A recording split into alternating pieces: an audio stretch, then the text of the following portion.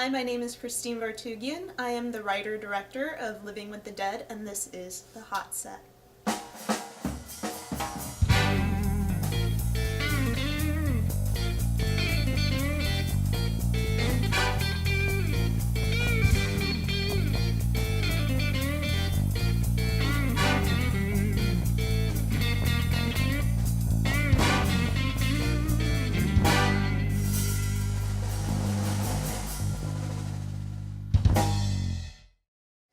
Living with the Dead is a coming-of-age story about a girl who runs away from home after her boyfriend kills himself.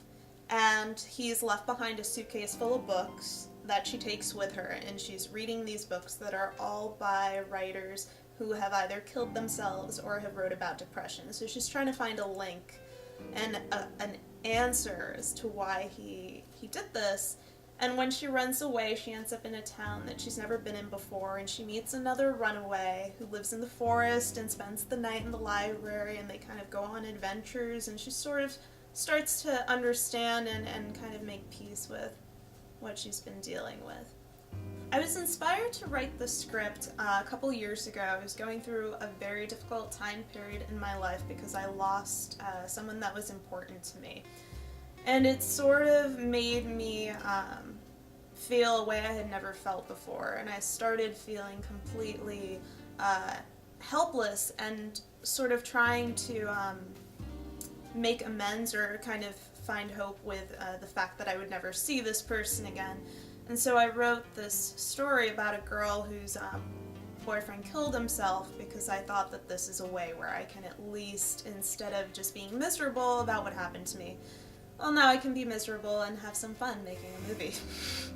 What I think is really interesting with the way society sees mental illness is that as soon as someone commits suicide or gets depressed, all of a sudden, everything they've done before, everything valuable, all of their contributions, talent, etc., becomes, oh, the work of a crazy person. When, to be fair, like Sylvia Plath or David Foster Wallace or Virginia Woolf or Spalding Gray, these people, are brilliant and were brilliant and really shouldn't have had all their work be kind of devalued in a way. I think that's something very interesting that happens, and I think it's a very taboo thing that is slowly starting to get more understood in society. I think there have been a lot of recent films and recent stories where teenagers or young adults are dealing with death, and there are some great filmmakers out there that are bringing attention to these things, and I think that it's starting to become a little bit more conversational. And the thing is, especially with Living with the Dead, is that there's a lot of positive, hopeful, fun stuff. The premise of the movie is a difficult one, but there's a lot of positivity. There's a lot of strength in someone that can deal with a lot of things like that. And honestly, when someone has dealt with the loss of someone, it's really, the difficult thing is how they live through it, not necessarily what happened with the other person and why they decided to take their life, but how do you, as a person who's still alive, go through that? Yeah. Because now it's like, well, it's up to you to not let that destroy your life. There are some things in the film that are kind of based on my own life, but a lot of them are fantasized. The story is about a girl who runs away to the forest. I've never run away to the forest. I can't even climb a tree. She can't either, but yeah, no, a lot of it is more about what I would have liked to do, what I wish I did, the person I wish I could have been. If I was a character and I could do anything I want, what would I do? Who's Adam?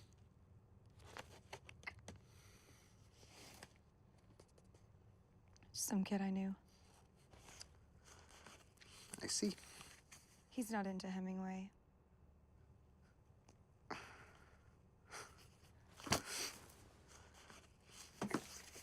Excuse me. What are you doing? Helping you? With? Pulling that stick out of your ass. We had two different casting days. One we had casting, and then the other day was for callbacks. And I think that the person that we were looking for the most and the hardest was the lead character, Max. And our casting director found an actress that that was a family friend of her brother's, but had been, had done like Fringe and had done other shows and things like that. It was very strange because when I first met her, I hadn't seen what she looked like before. I had been given this YouTube video of her singing the national anthem at a hockey game.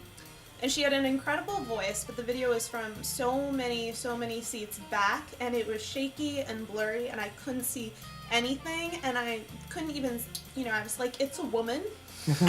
Didn't know how old she was, if she was age appropriate, didn't have any information on her. And then, so when we scheduled her for an audition, we scheduled her for one of the supporting characters, so that wouldn't take up too much time if she wasn't right. And when she was there, I was like, can you stay, like, for another 10 minutes and, like, read these sides? And she was like, yeah, okay. And I was like, she was great. Yeah, her name is Emily Jackson. We ended up shooting in Manhattan, Brooklyn, Queens, Westchester, and a lot of it, the forest location, was shot at a location called Art Farm, and it's near New Paltz, so it's sort of upstate New York. The great thing about this forest location was that it's basically a huge sort of property, and the people that own it have two houses. And whenever they have a crew or a band, they have a recording studio as well, and they have a lot of bands come in.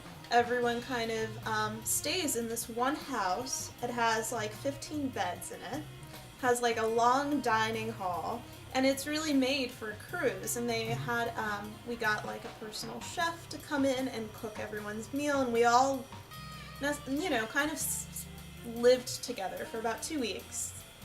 It was really fun at first. And then you kind of realize you have 15 roommates and one shower.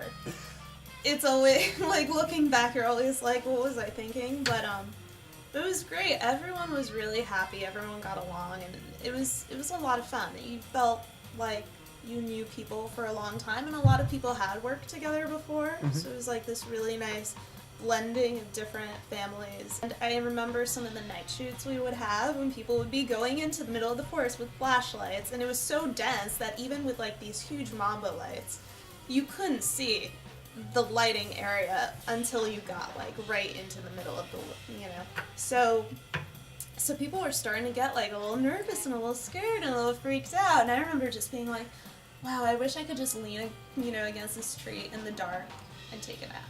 And I wouldn't be scared at all. But it was really cool. It was a great, it was like a little getaway. The film is pretty much complete. The only parts we have left to do are a final color correction and a final sound mix. We've had picture lock for a while.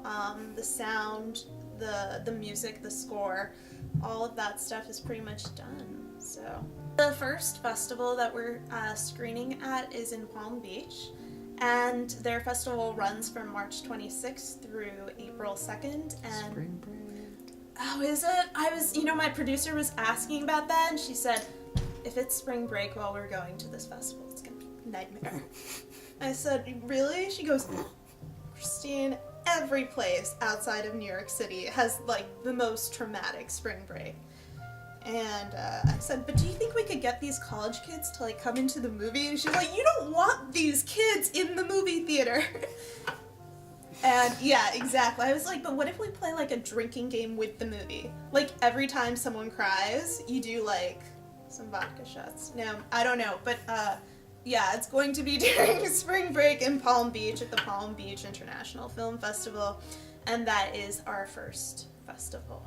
I'm talking to a couple of distribution companies, but I really want to run the festival circuit first. Okay. I really like going to festivals. I really like meeting people at festivals and the festival programmers and seeing things on the big screen. It's always great.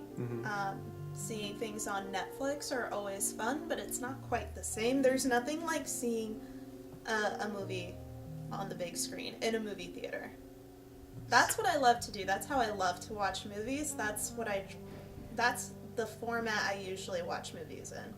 So that's how I would like to see my movie.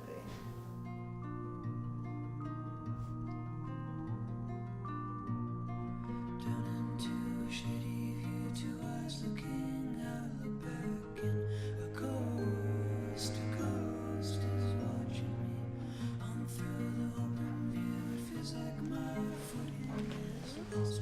It's like